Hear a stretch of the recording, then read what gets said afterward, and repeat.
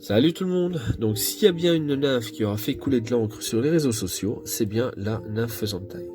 Alors, on parle de cette nymphe comme imitative, qui imite tout et rien à la fois, mais voilà, qui a fait ses preuves et qui fera encore parler d'elle encore dans les décennies à venir, je l'espère, ce qui voudra dire que la palme aura toujours sa place sur nos rivières.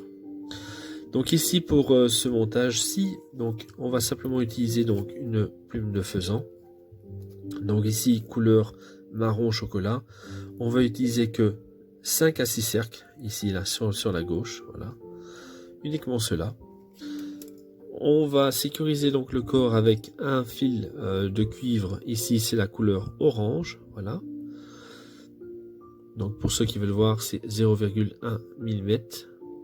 Je trouve que la couleur est vraiment très sympa. Pour le dubbing, on utilisera donc le hamster dubbing en couleur marron. Alors hamster, je ne sais pas si ce sont des poils de hamster, mais en tout cas les poils sont vraiment très fins. Je peux vous les montrer, voilà, c'est vraiment très fin. Et même si je vais plus loin dans le paquet, il n'y a pas de bourre. C'est que du poil. Du poil. Donc on paye, on achète ce que l'on veut, ce qu'on en a commandé et pas de la bourre, etc. qui serait mélangée avec. Ça, c'est vraiment le hamster dubbing. Beaucoup de couleurs disponibles, je vous le conseille. Pour la bille et l'hameçon, donc c'est un hameçon 101 BL en taille 16. Donc qui dit taille 16, donc ici je suis avec une bille de 2,8 tungstène. Donc ici mon choix, donc c'est la couleur cuivre. Et la petite différence avec les montages connus, c'est ce petit reflet là que vous voyez au-dessus. Ce petit flash, voilà, qui peut vraiment faire décider un poisson. Donc en fonction de l'angle, ici vous ne le verrez pas très bien, mais en fonction de l'angle, vous avez un reflet légèrement bleuté, voilà, ici, et un reflet vert sur le côté. Pour arriver à ce résultat-là, donc il nous faudra, c'est le flash à bout donc holographique. Si vous l'achetez dans le commerce, vous allez vous retrouver avec il faudrait que je le retrouve. Où est-ce que je l'ai mis? C'est toujours pareil. On commence la vidéo et on ne sait pas où se trouvent les choses. Bon, enfin, peu importe. Donc, vous en avez une quantité importante pour pas cher et vous allez utiliser 1 cm. Voilà. 1 cm pour réaliser ce montage. On va commencer tout de suite. Je vais prendre une bille de 2,8 .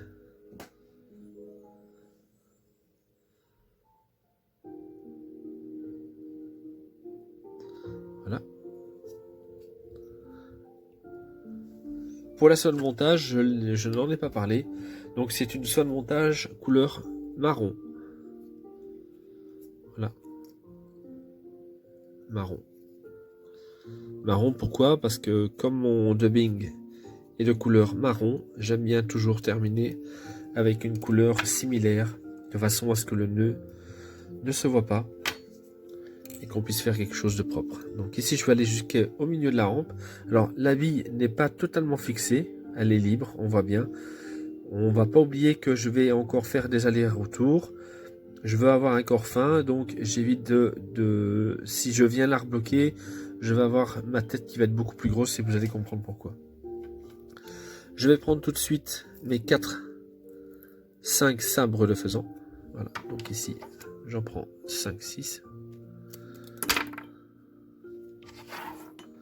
Bien pointe à pointe. C'est important. Je vais les mettre en position définitive. Et la longueur, l'ajustement est bon.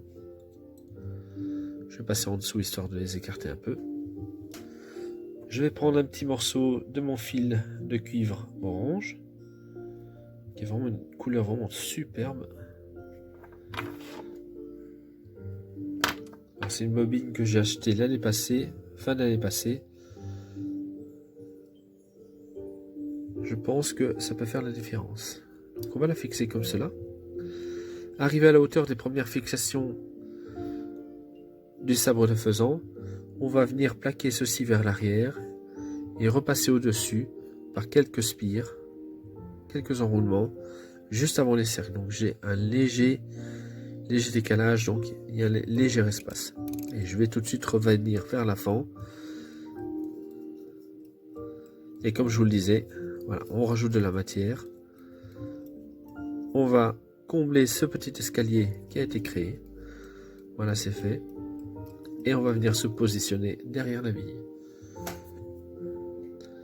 On va enrouler à plat donc les sabres de faisan. Je ne veux pas les faire tourner parce que je ne veux pas rajouter de l'épaisseur.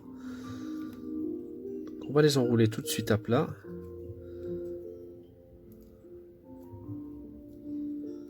Voilà, position levée. Et on va bloquer par 2 tours simplement. Et je vais repasser un tour devant. Alors si je repasse un tour devant, c'est juste pour faire l'étranglement. Et on coupe à rase. Là on a déjà un joli corps.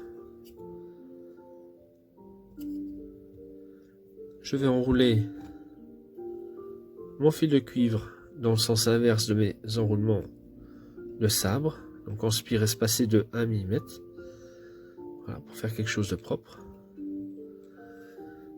Et on va rebloquer par un tour, c'est tout. N'oublions pas qu'il va y avoir d'autres tours par-dessus, ça sert à rien de repasser 3-4 fois. Je vais prendre maintenant mon petit morceau holographique. Je vais le fixer donc au-dessus. 2 tours de fixation et je vais revenir 2-3 mm sur l'arrière. 2-3 mm. Voilà, comme cela. Je vais couper ici l'excédent qui est ici devant. Donc là, avec une petite lame. Histoire de faire quelque chose de propre.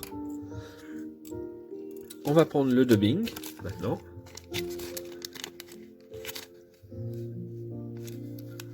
Voilà, pas trop non plus. Alors comme je veux avoir quelque chose de très aéré, ce que je vais faire, c'est que je vais fendre ma soie. Surtout pour la petite quantité qu'il y a là. Ne vous embêtez pas à faire des boucles à dubbing pour cette quantité là. Voilà. Hop. Sur quelques centimètres. Et on vient twister le tout.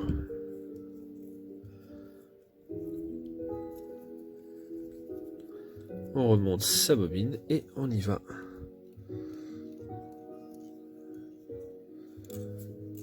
On va maintenant humidifier donc ses doigts et peigner donc de part et d'autre pour faire redescendre tous les poils vers le bas de façon à créer des pattes. Alors vous allez voir qu'il y aura du dubbing qui va partir, c'est normal. Une fois que les poils sont bien redescendus, on va rabattre donc le petit tag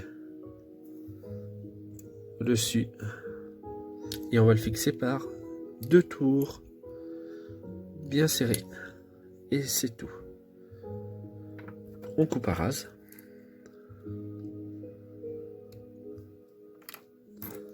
On va venir finir par le nœud final. Donc j'ai fait 3 tours et 1 tour. On va couper l'excédent ici. On va dégager un peu ce qui va nous gêner par la suite. Pour les pattes, je vais couper au niveau de la hampe, au niveau de la courbure de l'hameçon, pardon. Voilà, comme cela. Je vais prendre, donc je vais, comme mon vernis UV est liquide, je vais le mettre vers le haut. Je vais poser une goutte au-dessus, réincliner vers le bas et la goutte va rester en position là où je veux.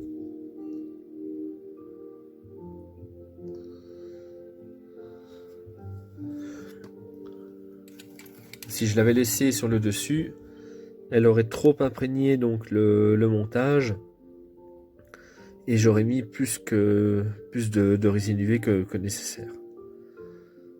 Voilà. On va recommencer donc l'opération. Même chose, hop.